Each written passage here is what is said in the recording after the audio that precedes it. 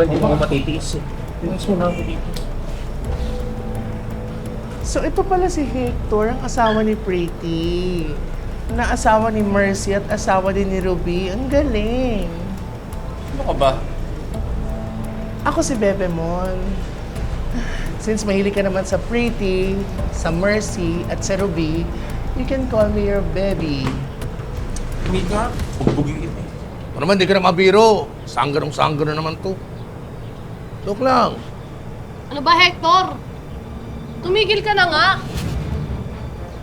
Di mo na kami masisinda, kaya ako pumunta dito para sabihin sa'yo na tuloy ang kaso at mabubulo ka na dyan sa kulungan. Oh! Pretty. Hurt ka pa ba?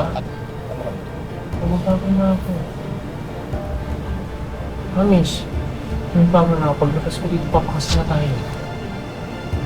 Tawa mo ko.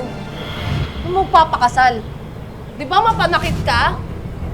Ba't naman ako magpapakasal sa isang batugan at babaero kagaya mo? Alam mo, ang tagal kong inantay na itong pagkakataon na to na ikaw naman yung magdusa. Sino ba pinagmamalaki mo? Ito ba? Pinagmamalaki ka! Uy, ano ba? Huwag ka nang gaganyan. Pati ako pinagseselosan mo? Eh, paminta nga ako. Alam mo, Hector, takot ka sa sarili mong multo, no? Pati bakla, pinaghihinalaan mo?